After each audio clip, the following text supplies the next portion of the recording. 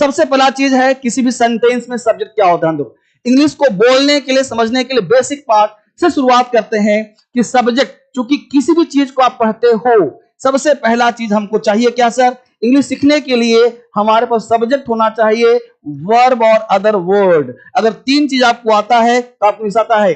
पहला चीज जानना है सब्जेक्ट क्या होता है सर।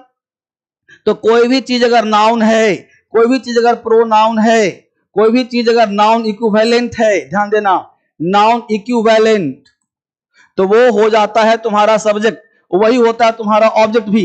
इसको ध्यान रखना। तो हमने कहा कि सब्जेक्ट का मतलब होता है उस व्यक्ति, वस्तु, स्थान, विचार जिसके बारे में कुछ कहा जाता है, वो सब होता है तुम्हारा क्या भाई, सब्जेक्ट। चाहे वो पर्सन हो, चाहे वो थिंग्स हो, चाहे वो आइडिया हो, चाहे वो प्लेस हो, कुछ भी बोलते हो, वो सब होता है सब्जेक्ट। सब्जेक्ट का मतलब हम बचपन से पढ़ते जो काम करता है, ऐसा कोई जरूरी नहीं है कि जो काम करेगा वही होगा सब्जेक्ट। जो काम करे या ना करे, इस पृथ्वी का हर चीज है सब्जेक्ट। सब्जेक्ट का मतलब सेंटेंस का शुरुआत करता है। जैसे कलम टूट गया, कलम है सब्जेक्ट। लाइट चली गई, लाइट है सब्जेक्ट। बिल्डिंग गिर गया, बिल्डिंग है सब्जेक्ट। आदमी मर गया, आदमी है सब्जेक्ट। मोहन पढ़ता है, मोहन है सब्जेक्ट। तो दुनिया का हर चीज क्या होता है, सब्जेक्ट। अब हमने यहां बात करा कि सब्जेक्ट होने के बाद हमको चाहिए तुम्हारा वर्ब।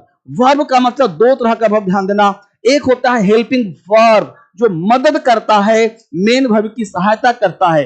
मेन वर्ब क्या होता है sir, main verb is the king of the sentence. जो सेंटेंस का राजा होता है उसे कहते हैं मेन वर्ब, और जो नौकर होता है उसे कहते हैं हेल्पिंग वर्ब। जो मेन वर्ब की सहायता करता है उसे कहते हैं हेल्पिंग वर्ब। जैसे is am are, was were, do does did, has have had, इसे कहते हैं हेल्पिंग वर्ब। और यहाँ पे मेन वर्ब है जो सब्जेक्ट का काज, जो सब्जेक्ट का काम संभालता है, जो माली काम, जैसे प्ले, डांस, लाफ, सिंग, नो, ये सब क्या है सर, ये सब है मेन वर्ब। तो प्रश्न उठता है कि हेल्पिंग वर्ब और मेन वर्ब में क्या अंतर है। तो पता चला नौकर को बोलते हैं हेल्पिंग वर्ब और मालिक को बोलते हैं मेन वर्ब।